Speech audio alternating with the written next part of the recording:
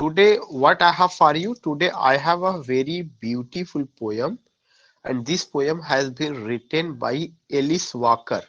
Alice Walker की life को, उनके वर्क्स को लेकर के अभी हम लोग बात करेंगे, लेकिन जो सबसे इंपॉर्टेंट एस्पेक्ट है वो उनका पोयम रिमेम्बर मी है। दैट्स उनका पोयम रिमेम्बर मी।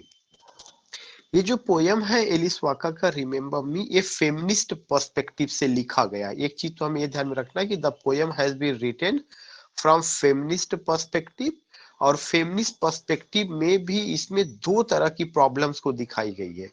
एक तो जो वुमन है, उन वुमेन्स की आप कह सकते हैं कि एक बीइंग अ वुमन, उनको जो जेंडर बायस्ड जो सोसाइटी है उसका क्या प्रॉब्लम फेस करना पड़ता है।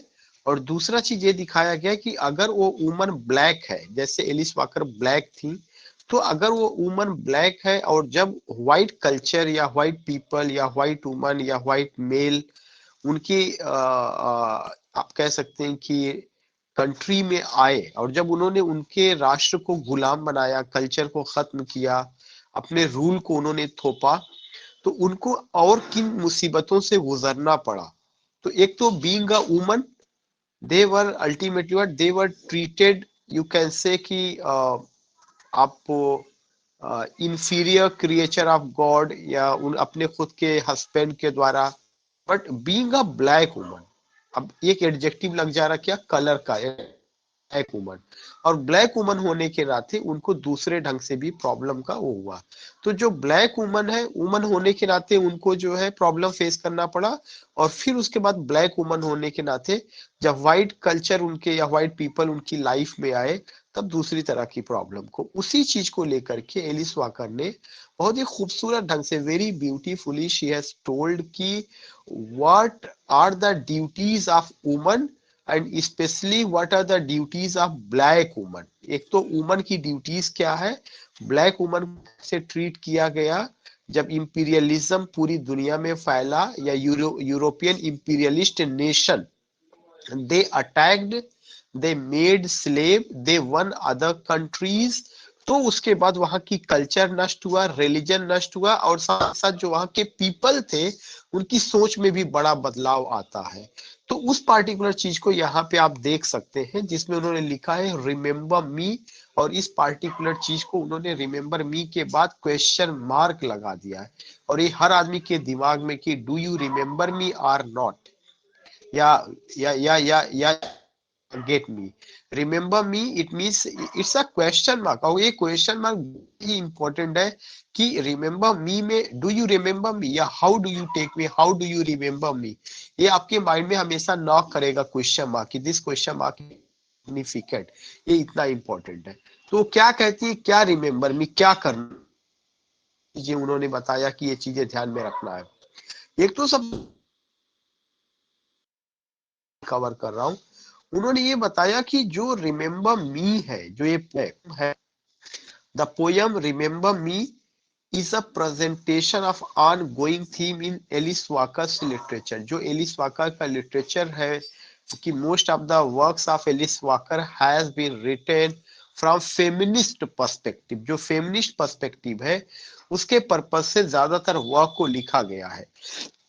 यही सेम चीज आपको इस पोयम में भी देखने को मिलेगा। And what do you see here, you see, this theme is one that ignites Walker's passion, because it is one that she lives day to day in her life। यह एक ऐसा जीवन में डे टू डे लाइफ में उन्होंने देखा है, particularly because she lives in an era of progress for women। वह जिस इरा में रह रही है, वह इरा जो है औरतों के अधिकारों की बात करता है, औरतों के प्रोग्रेस की बात करता है। सो इन दिस पोयम, या specially in the era, that the era modern era या post modern era of science and technology, 20th century, 21st century, इसमें लोगों के राइट्स को लेकर के बात की जाती है, और वुमन एम्पावरमेंट की बात की जाती है, महिला सशक्तिकरण।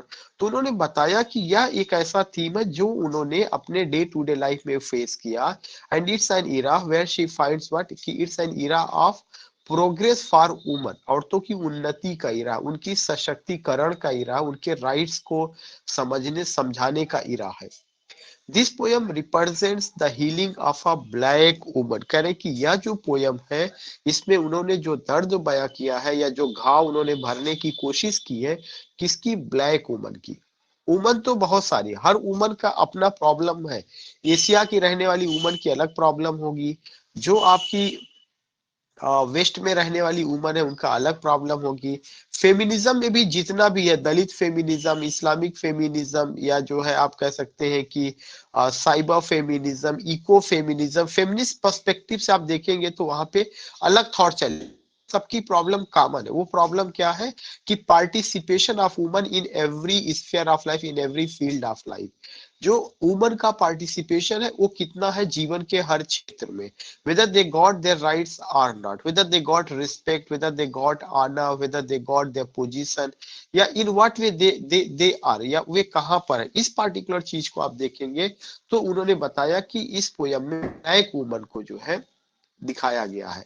और एक जो दिखाया गया है उनमें उनका एक पॉजिटिव पॉइंट है। वो कौन सा है? उन्होंने दिखाया है कि एक उम्मीद की किरण है, the hope for that justice. एक उम्मीद की किरण है, न्याय होगा।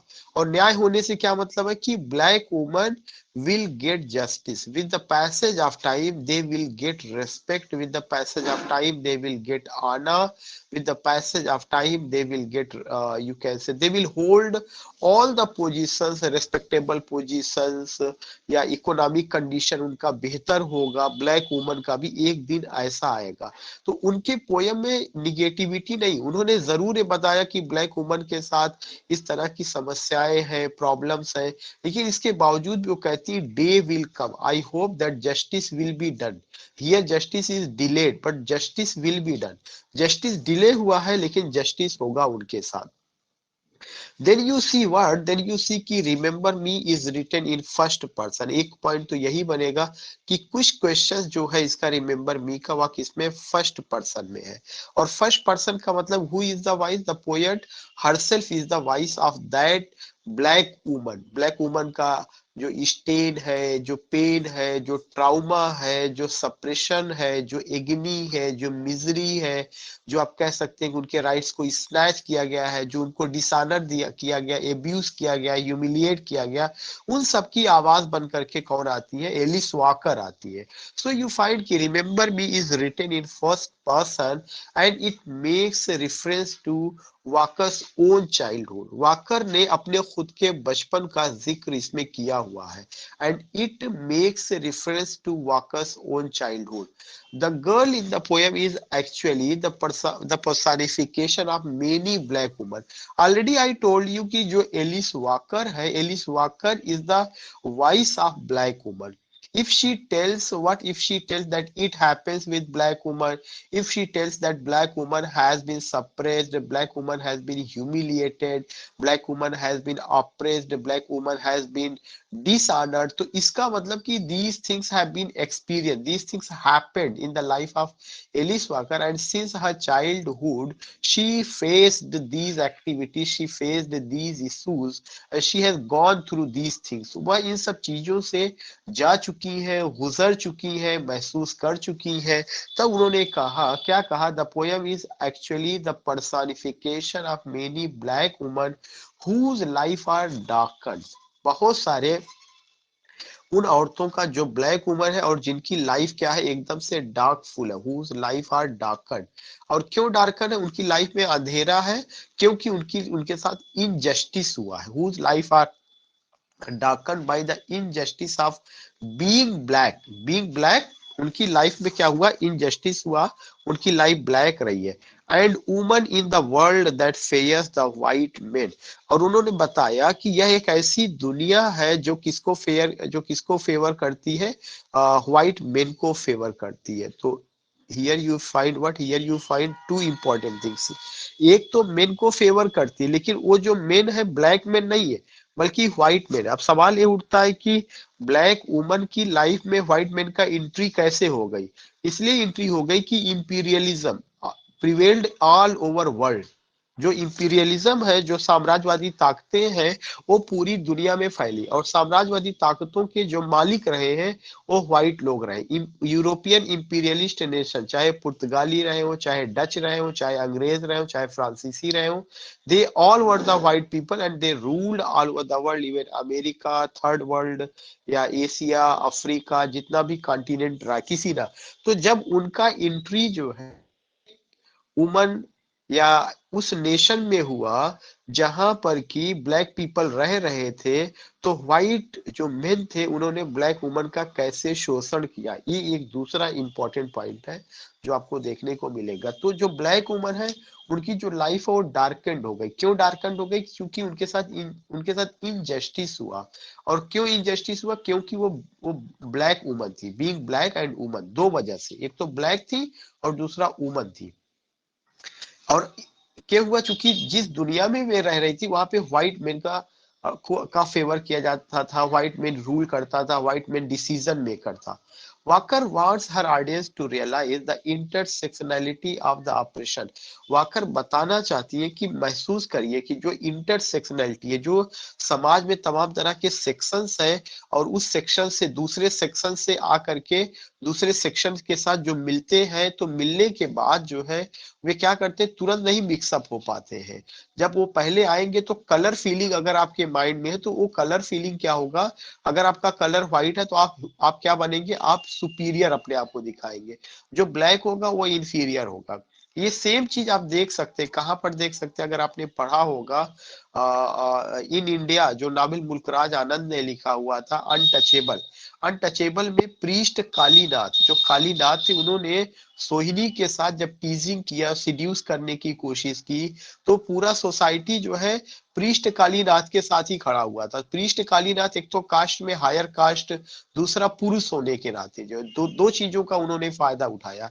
ऐसे ही जो है जब ब्लैक वुमन किसके संपर्क में आती है, व्हाइट मेन के संपर्क में आती है, तो एक तो मेन है इसलिए सोसाइटी उनका फेवर करती, दूसरा वो व्हाइट मेन है, उनको एक सुपीरियर पोजीशन सोसाइटी में दिया गया था। इस वजह से तो उन्होंने बताया कि ये एक बहुत इंपॉर्टेंट पॉइंट रहा है जिससे समझा जा सकता है कि इंटरसेक्शनैलिटी कैसे। Walker wants her audience to realize the intersectionality of the oppression that women of color faces as not only women। जो जो वुमन है, जो कलर फेसेस है, जिनको कलर कलर फेस वाली जो वुमन है, वे केवल वुमन ही नहीं है, बल्कि उनके साथ क्या हो रहा है, who are robbed of their rights regularly. बल्कि जिन वुमन को जो है कलर फेस के आधार पर अप्रेस किया जा रहा है, उनके साथ दिक्कत ये आ रही कि उनके जो है राइट्स को रॉब कर लिया जा रहा है, उनके राइट्स को स्नैच कर लिया जा रहा है, उनके राइट्स को छीन लिया जा रहा है। तो this is another important point which you have to just keep in your mind कि एक तो बीइंग वुमन, औरत होने के नाते उनका शोषण चल ही रहा था, लेकिन दूसरा चीज की बीइंग ब्लैक वुमन दोहरा शोषण हुआ। और दोहरा शोषण में जो है उनके हस्बैंड ने तो, जो ब्लैक हस्बैंड थे उन्होंने तो किया, लेकिन जब व्हाइट मैन आए तो उन्होंने उनके तमाम राइट्स को छीन लिया जो है। But as women that are part of an identity that is also marginalized। लेकिन but as woman होने के नाते उनका जो आइडेंटिटी थी वो क्या की गई है, मार्जिनलाइज की गई। ये जो पूरा पोयम है पोस्ट कॉलोनियल पर्सपेक्टिव से आप समझिए, कॉलोनियलिज्म पर्सपेक्टिव से समझिए, जहाँ पे कलर फीलिंग है, जहाँ पे जेंडर डिस्क्रिमिनेशन है, जेंडर गैप है, जहाँ पर रेशियल इशू है, तो रेशियल इशू भी यहाँ पर आपको नस्ल भेद की समस्या इन this poem you can just see कि उनका शोषण केवल वुमन होने के नाते नहीं हो रहा है, बल्कि उनका शोषण इसलिए हो रहा है because their complexion is black. उनका जो कॉम्प्लेक्शन है, जो कलर है, वो क्या है, ब्लैक है। Any woman be she white. अब उन्होंने एक बहुत अच्छी बात बताई कि एनी वुमन, कोई भी औरत, बी शी वाइट, चाहे वह व्हाइट हो, चाहे वह ब्लैक हो, रेड हो, येलो हो और ब्राउन फेसेस हो, दिस इंटरसेक्शनल ऑपरेशन, वह सब का सब इसका शिकार है। अब एक उन्होंने यूनिवर्सलिटी की बात की, कॉमन बात की, औरत का शोषण होता है क्योंकि वह औरत है, औरत का शोषण इसलिए होता, चाहे उसका कलर रेड हो, येलो हो और ब्राउन हो, क्योंकि मेल हमेशा अपने आप को सुपीरियर समझता है। और हमेशा जो है, whether woman lives in the west, whether woman lives in the east, whether woman lives in Africa, in any corner of the world, तो being a woman she is oppressed. औरत होने के नाते उसका अप्रेस किया जाता है, उसको जो है क्या किया जाता है, दबाया जाता है, या उसका जो है कुचला जाता है, उसके राइट्स को छीना जाता है। लेकिन उन औरतों के राइट्स को ज्यादा छीना जाता है जो ब्लैक वुमन है, कलर फीलिंग की होने की वजह से। Walker wants her audience to comprehend this fact. Walker चाहती है कि आप इस फैक्ट को समझिए कि औरत होने के नाते एक तरह का दूसरा शोषण है, और ब्लैक वुमन होने के नाते यह दूसरा शोषण है। Walker wants her audience to comprehend this fact. In addition to the change of the woman in Remember Me, her female duties are nowhere. कह रहे कि उनकी जो फीमेल ड्यूटीज है वो कहीं नहीं है। In the fourth stanza. Also, it is notable in the fact that Walker plays with plural and singular in the second stanza. जो second stanza है उसमें Walker ने plural और singular concept की बात की है। क्या उन्होंने कहा, the figure in the poem is the girl. पूरे पोयम में एक फिगर दिखाया गया, किसका फिगर दिखाया गया, गर्ल का। और वह जो गर्ल है, वही गर्ल जो है मदर का रोल प्ले करती है। तो उसको कैसे दिखाया जाता है, होल्डिंग देयर बेबीज, वो हर समय अपने बेबीज को हाथों में होल्ड किए रहती है। इसका मतलब कि traditionally you see only this picture of woman, पारंपरिक रूप से आप यही तस्वीर औरत की देखेंगे, holding their babies, spending their time in the kitchen, या you can say feeding the babies, bringing up the babies, serving husband, mother in law, son in law, या जो कुछ भी रहेंगे उन सब का। उसके बाद उन्होंने बताया कि कुकिंग देयर मील्स, या तो उनको कहाँ पे देखा जा सकता है, कुकिंग करते हुए, या तो स्वीपिंग देयर यार्ड्स, या तो झाड़ू लगाते हुए देखा जा सकता है, वॉशिंग देयर क्लॉथ्स, या तो कपड़े धुलते हुए देखा जा सकता है। So you can just here understand कि what Alice Walker wants to say. उन्होंने एक इमेज लिया, किसका इमेज लिया, गर्ल का इमेज लिया, और उन्होंने बताया कि what the duties they hold, क्या उनके ड्यूटीज समाज ने निर्धारित कर दिए हैं। Holding the babies, feeding the babies, serving the husband, and you can say father-in-law, mother-in-law, relatives, washing the clothes, sweeping the yard, cooking the meal, all these things. उसके अलावा जो है, the door is not open for them, especially the door of the educational institutions. Yeah, you can't imagine that they can be doctor, they can be engineer, they can be government servant, या they are doing their duties in other way. मतलब एक generally ये हर जगह था, not only there where Alice Walker was born, in every corner of the world. और west में तो राइट टू वोट उनको बहुत बाद में मिला हुआ है। इवन इन इंडिया में ये कहने के लिए है कि बहुत अच्छी कंडीशन में थी, और ऋग्वेद में घोषा, अपाला, मैत्रेयी का जिक्र किया जाता है। बट हम ये समझ सकते हैं कि बहुत सारा चीज था, सती प्रथा का कॉन्सेप्ट, या पर्दा प्रथा का कॉन्सेप्ट, या आज भी जो एजुकेशन वुमन का है, बहुत सारे जगहों पे उनको राइट्स नहीं दिया जाता। इवन यू कैन से कि son can go anywhere for studying, she can be the part of University of Allahabad, Aligarh. लेकिन जब कोई बेबी या कोई गर्ल जो है इस स्टेप को लेगी, तो एक पहले से नॉक होता है कि how will you be there, कैसे रहोगी, क्या होगा, या घर का कोई मेंबर उसके साथ लगा होना चाहिए। तो these problems you can just see कि उनको क्या दिखाया गया, क्या प्रेजेंट किया गया। और इवन आज भी इंडियन पॉलिटिक्स में 33% रिजर्वेशन की बात हो रही, अभी तक नहीं मिला हुआ है। So that is the thing. You see here that Walker included this contradiction in the number of persons involved in the poem shows that her intention is to show the universality of woman. ये एक बहुत important point है, universality of woman. उन्होंने बताया कि जो औरतों की समस्या है यह यूनिवर्सल है, इसे आप अलग करके नहीं देख सकते कि भारत की औरत की समस्या अलग है और ब्रिटेन की औरत की समस्या अलग है, ईस्ट की औरत की समस्या अलग है, वेस्ट के अलग है। No, not at all. कुछ प्रॉब्लम्स ऐसी है जो कॉमन है, और उनकी कुछ ड्यूटीज है जो सोसाइटी ने डिजाइन कर दिया है, उनको हर को फॉलो करना है, वो चाहे जहाँ पे। हाँ, और अलग पर्सपेक्टिव में प्रॉब्लम दूसरी हो सकती है, ये समस्या बहुत ही कॉमन रही है। कौन सी ये समस्या बहुत कॉमन रही, दीज थिंग्स उसपे in the poem. Correspondingly, that these duties are not mentioned In the matching stanza demonstrate that Walker wants to include her hope that women will no longer be condemned to perform these duties as rotting wives. उन्होंने ये कहा कि ऐसा नहीं, ये काम तो करती हैं, लेकिन ऐसा नहीं कि लगातार ऐसा जमाना रहेगा जो ये कहेगा अरे ये तो सड़े सड़े गले काम है। एक वर्ड उन्होंने यूज किया, रॉटिंग हाउस वाइफ। एक्चुअली होता क्या है कि when they do these works, इन कामों को करने से कोई पैसा तो उनको मिलता नहीं है, या कोई ऐसा तो है नहीं कि उससे सैलरी बनी हुई है। तो सोसाइटी में उसी काम को महत्व दिया गया जिससे पैसा आया। अगर आप मार्क्सिज्म पढ़ेंगे तो मार्क्सिज्म में दो कॉन्सेप्ट है, पेड वर्क और अनपेड वर्क। तो पेड वर्क जो है जिसको करने से पैसा मिला, उस काम का महत्व ज्यादा रहा। बट अगर उन्होंने बेबी को जन्म दिया, बेबी को उन्होंने क्या किया, पालन पोषण किया, हस्बैंड की सेवा की, तो उसके लिए कोई सैलरी नहीं बनी हुई है, इसलिए इस काम को महत्व नहीं दिया गया। और इसको किस में रखा गया, रॉटिंग हाउस वाइफ की। अरे ये तो घर का है, इनको करना क्या, सिलाई कढ़ाई, बच्चों का परवरिश, ऑल दीज थिंग्स इस तरह का कहा गया। Then you see कि hopefully women now have a choice of their familial duties with the introduction of women's rights in the workplace and birth control। उन्होंने कहा मैं उम्मीद करती हूँ कि वो औरतों को अपना फेमिलियर ड्यूटीज को भी होगा, वो अपनी ड्यूटीज से वाकिफ होंगी, फैमिली की ड्यूटीज के प्रति भी, और साथ ही साथ work place and birth control, work place को भी लेकर के वो काम करेंगी, और बर्थ प्लेस पर भी उनका वो रहेगा। बर्थ प्लेस का मतलब ये बर्थ कंट्रोल पर भी कि जो कितना बेबीज होना है, कितना नहीं होना है। जैसा ये होता था कि बहुत ज्यादा बेबीज पहले होते थे, या वुमन को इसी वे से देखा जाता था कि they are here only for only to be get babies. उनका काम है बच्चे को जन्म देना, उनका परवरिश करना, और उससे कोई भी कि they have to be doctor, no. तो अब जब ये आया तो वन बेबी टू बेबी का जो है बेबीज का कॉन्सेप्ट नहीं रह गया सोसाइटी में।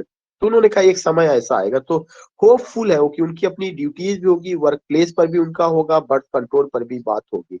In the fifth stanza walker contradicts the historically imperialist symbol. बहुत इंपॉर्टेंट, फिफ्थ स्टैंजा में उन्होंने इंपीरियलिस्ट सिंबल ऑफ डार्कनेस की बात की है कि जैसे जैसे साम्राज्यवादी ताकतें दुनिया में बढ़ी हैं, तो उन साम्राज्यवादी ताकतों की वजह से, या उनके व्हाइट कलर की वजह से, या व्हाइट पुरुष होने की वजह से ब्लैक वुमन को और दूसरे राष्ट्रों की औरतों को और प्रॉब्लम फेस करना पड़ा। As evil by pairing the words dark, जैसे उन्होंने वर्ड यूज किया पोयम में, डार्क, रिपेयर्ड, हील, हर वर्ड से लिसनिंग टू यू। उनका एक शब्द है कि एक समय आएगा जब दुनिया आपको सुनेगी, या दुनिया आपकी आवाज को सुनेगी। किसकी आवाज को, उन औरतों को जिनके राइट्स को छीना गया है, औरतों को जिसको दबाया गया है। समय आएगा कि जब लोग सुनेंगे। हर वर्ड्स, उनका जो शब्द है एलिस वाकर का, listening to you is her anticipation of the direction that her hope for humanity will take.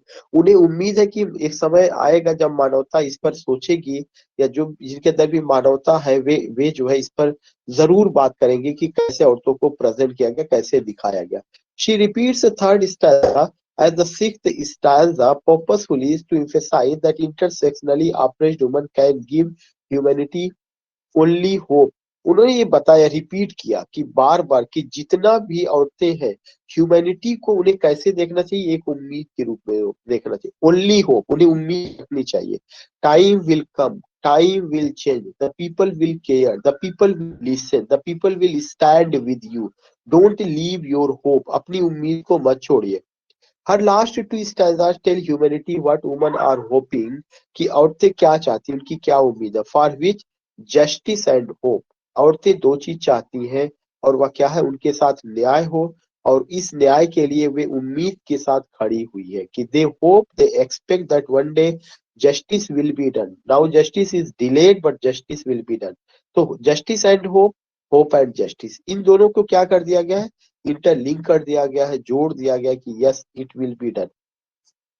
The woman that offers humanity that hope is offering them as metaphor। कह रहे हैं कि the woman that offers humanity, वे औरतें जो मानवता को एक उम्मीद की किरण से देख रही है, उनके लिए जो है, जो जो होप है वो जस्टिस है। Justice is hope, hope is justice. और उनके लिए उन्होंने सिंबल का या मेटाफर का जो यूज किया, वो फ्लावर्स का यूज किया हुआ है। यहाँ पे फ्लावर क्या है, एक ऑब्जेक्ट है, बट दैट फ्लावर किसका सिंबल है? That flower is the symbol of hope and justice का। These flowers are twin, she says. ये जो फ्लावर है ये दो ही है, ट्विन है, और वो जो दो ट्विन फ्लावर है वो किसका सिंबल है? होप एंड जस्टिस का सिंबल है। There can not be justice without hope, अगर जस्टिस की होप नहीं है, and there can not be hope without justice. तो जो ट्विन फ्लावर्स है they stand for hope and justice. With a sense of calmness Walker tells our audience let us begin. उन्होंने कहा कि अब हमें शुरू करना चाहिए। लेट अस बिगिन यह एक बहुत ही इन्वोकेशन टाइप का आह्वान करने का है वुमन को भी, समाज के उन सारे लोगों को भी, कि ये लड़ाई बड़ी लंबी है, इस लड़ाई के लिए आपको तैयार रहना चाहिए। समाज में कुछ बेहतर अगर आपको इस्टेब्लिश करना है तो कहीं ना कहीं से आपको शुरुआत करना पड़ेगा। Let us begin the struggle to establish those twin flowers as reality. उन दो खूबसूरत फ्लावर्स को वास्तविकता में या वास्तविकता के धरातल पर तब्दील करने के लिए हमें संघर्ष करना पड़ेगा। तो वे ट्विन फ्लावर्स कौन कौन? hope and justice. And this hope and justice thing forward to uplift the condition of the woman, या to just emancipation of woman, औरतों की स्वतंत्रता, औरतों के राइट्स या उनके लिए। तो एक तो एस्पेक्ट ये था जो मैंने आपसे बात किया, एक क्रिटिकल आएगा। और यहाँ पे इस साइड जो है ओरिजिनल पोयम दिया गया, रिमेम्बर मी। एंड एक समय था जब ये बड़ा पॉपुलर था, और आज भी बहुत सारी यूनिवर्सिटीज में सिलेबस में ये पोयम प्रिस्क्राइब्ड है। यू सी हियर, उन्होंने बताया, यहाँ पे एक इमेज लिया गया है। रिमेम्बर मी, एक तो टाइटल ही बहुत ज्यादा इंपॉर्टेंट है। रिमेम्बर मी टाइटल क्यों इंपॉर्टेंट है? इसलिए इंपॉर्टेंट है कि there is a question mark, do you remember? If you remember, how do you remember? या फिर दूसरा चीज जो है कि आने वाली जनरेशन को उन्होंने कहा, if you remember then remember that we are we have two things, one is justice and second is hope. जो hope is justice, justice is hope, इतना ध्यान रखना है कि ये चीजें हैं। फिर उन्होंने क्या किया, इस पोयम में उन्होंने एक इमेज दिया, वह इमेज गर्ल का। आई am the girl, first person pronoun. ये गर्ल कोई दूसरी नहीं है, खुद जो है पोइटेस है। और पोइटेस वो जो है वो आपकी कौन है? This lady Alice Walker. उन्होंने अपना इमेज दिया कि आई एम द गर्ल, लेकिन जो मैं गर्ल हूँ वह क्या हूँ? With the dark skin. Dark skin का मतलब I don't belong to the west, I belong to Africa. मेरा जो कलर है वह कैसा कलर है? डार्क स्किन है। I have black skin, I have black colour, मेरा स्किन ब्लैक है। मेरा वो एक तो गर्ल हूँ, गर्ल का मतलब वुमन हूँ, लड़की हूँ, औरत हूँ, जिस भी रूप में आप ले लीजिए। बट मेरे सामने दुश्वारी परेशानी क्या है? ईश्वर ने ही दिया है। Whose shoes are thin, I am with the rotted teeth. She just present her image कि मेरा जो शूज है वो कैसा थिन है। और अपना उन्होंने स्ट्रक्चर बताया कि मैं बहुत ब्यूटीफुल नहीं हूँ, मेरा जो फिजिकल अपीयरेंस है वह इतना अट्रैक्टिव नहीं है जितना व्हाइट वुमन का होता है। तो जो ये सब चीजें सिंबल के रूप में है। Then she said I am the girl with the rotted teeth. हमारा जो टीथ है वो इस तरह से रॉटेड है, मेरे अपने दांत भी बहुत ज्यादा खूबसूरत नहीं है। If I smile, if I give you I smile, हो सकता है कि आपको बुरा लगे, आप मुझे ना चाहे, लेकिन फिर भी मैं ईश्वर के द्वारा बनाई हुई गई हूँ, मैं ईश्वर की क्रिएटिविटी हूँ। I am the girl with the wounded eye. मैं गर्ल हूँ जिसकी आंखें जो है क्या है? इंटॉक्सिकेटेड नहीं है, बल्कि जिसकी आंखें वुंडेड आई है। वर्ड को देखिएगा कितना उन्होंने तब्दील किया है। जब भी आई का कॉन्सेप्ट कभी भी था ग्लिटरिंग आईज, या या आप कह सकते हैं इंटॉक्सिकेटेड आई। इंटॉक्सिकेटेड आईज, मदहोश करने वाली निगाहें जो है। तो इसका तस्वुर, इसका कल्पना जो है, चाहे आप इंडियन मूवी में देखेंगे जितना गाना है वहां पर किया गया, कभी भी ऐसा नहीं दिखाया गया कि कोई वर्ड आया हो वन आईड वुमन, काली औरत, या आप कह सकते हैं इस तरह का नहीं। आई का कॉन्सेप्ट वुमन का जब भी आया, उसके साथ पोयम में क्या आया हुआ था? इंटॉक्सिकेटेड आईज, ग्लिटरिंग आईज जो है। लेकिन यहाँ पे उन्होंने पूरा चीजें बदल दी। मैं भी हूँ, मैं भी इसी जमीन का हिस्सा हूँ, आपके लोगों के बीच में हूँ। क्या मुझे खूबसूरत कहा जाएगा या नहीं? अभी तक जो खूबसूरती का पैटर्न था वह इस तरह से प्रेजेंट किया गया, but I myself is the part of this earth, how do you take me? ये एक उन्होंने तो वुंडेड आई जो शब्द उन्होंने रखा, ये बहुत अपील करने वाला है कि how do you take such type of woman, rotted teeth है, वुंडेड आई है, और जिसका ईयर भी मेल्टेड है, मतलब जितना भी मेरा बॉडी ऑर्गन है जो फिजिकल ब्यूटी का प्रतीक वो मुझ में है ही नहीं है। तो आप मुझे किस रूप में लेंगे? क्या मुझे स्वीकार करेंगे या नहीं स्वीकार करेंगे? फिर उन्होंने एक और इमेज पेश की। ये तो अपना फिजिकल, पहले में उन्होंने अपना बताया, फिजिकल अपीयरेंस बताया। दूसरी स्टैंजा में वो बताती है, आई एम द गर्ल, मैं गर्ल हूँ, मुझे जो ड्यूटी सोसाइटी ने असाइन किया है वह क्या है? हर समय अपने हाथ में बच्चे को लिए रहना, कुकिंग देयर मील्स, खाना बनाना, स्वीपिंग देयर यार्ड्स, झाड़ू पोछा करना, वॉशिंग देयर क्लॉथ्स, कपड़े धोना, dark and rotting and wounded and wounded.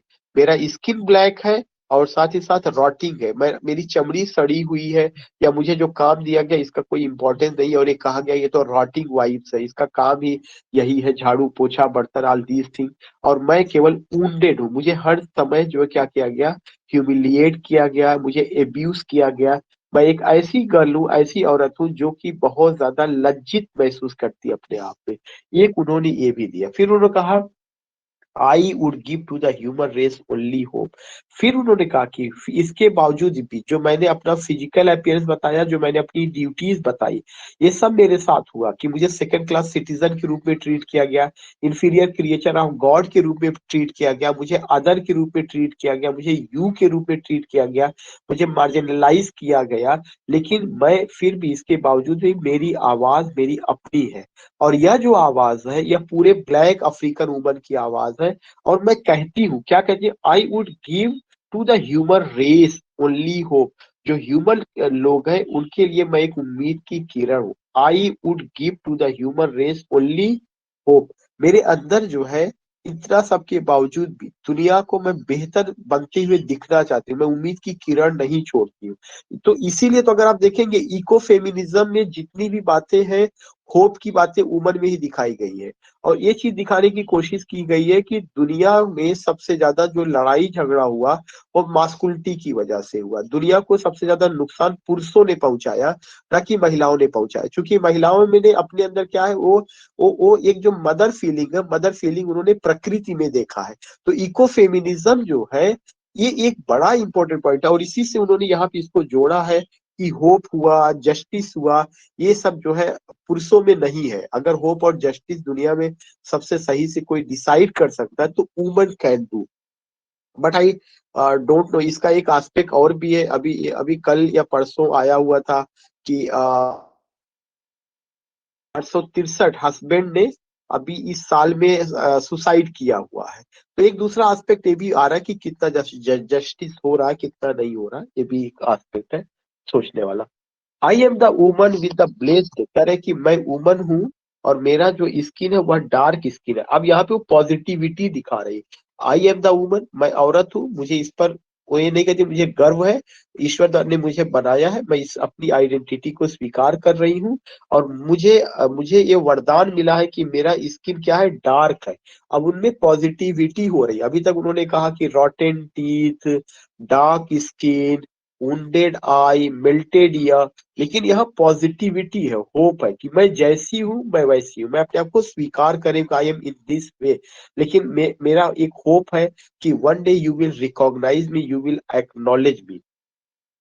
I am the woman with teeth repaired, मैं वुमन हूँ जिसके टीथ को रिपेयर भी किया जा सकता है। I am the woman with the healing eye, मैं वुमन हूँ जिसकी आंखों में अगर कभी आंसू है या दुख है तो मैं उम्मीद करती हूँ कि ये सब जो है दुखों के जो घाव है भरेंगे। द ईयर्स दैट हियर्स, मेरे भी कान है, मैं भी सुनती हूँ। उन्होंने बताया कि मैं बहरी नहीं हूँ।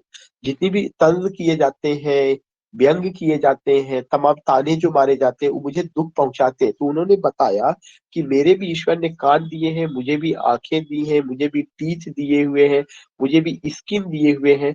मैं भी चलती फिरती एक हाड़ मांस वाला जीव हूँ। ऐसा नहीं है कि लाइक अ डेड ऑब्जेक्ट, निर्जीव वस्तु मैं नहीं हूँ, वो ये बताना चाहती है। I am the woman, dark, repaired, healed, listening to you. मैं वुमन हूँ जिसका कलर डार्क है, रिपेयर्ड है, हील्ड है, लिसनिंग टू यू, जो हर चीजों को लिसन करती सुनती है. So you get it here, what you get it here कि शी टेल्स दैट कि आई am the woman, dark, repaired, healed, listening to you. Everything I get, I listen everything to you. I would give to the human race only hope. मेरे पास कुछ नहीं है केवल hope के अलावा जो है. I have only one thing and what is that? That I can give only hope, nothing else. I am the woman offering two flowers. मैं दुनिया को देने के लिए मेरे पास टू फ्लावर्स है. Whose roots are deep. और ये दोनों फ्लावर्स की जड़ें जो बहुत गहरी है. This is very important. It shows her hope. और वह क्या है? Justice, hope, hope and justice. These things she says. फिर कहती है let us begin. हमें जो है क्या करना है? कुछ चीजें शुरू करनी. We have to do these things.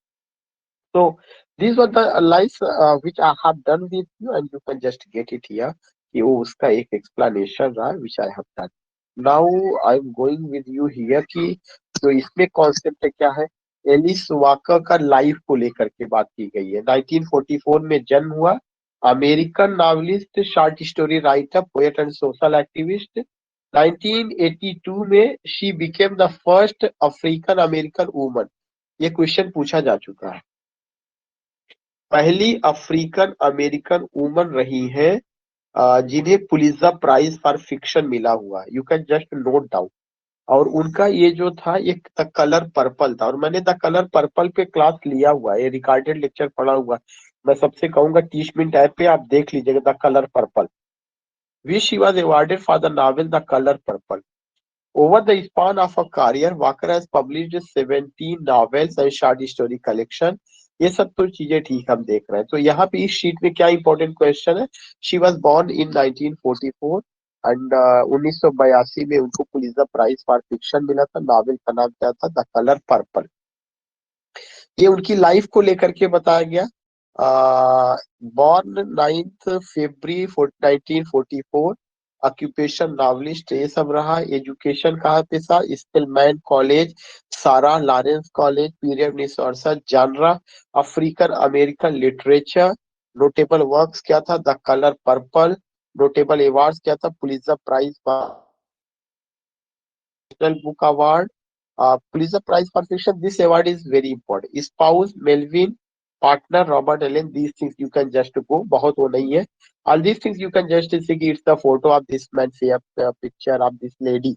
It is in 2007 and she was born on 9th February 1944. Occupation, education, period, genre, notable work, The Color Purple, notable award, Pulitzer Prize for fiction. These things you see.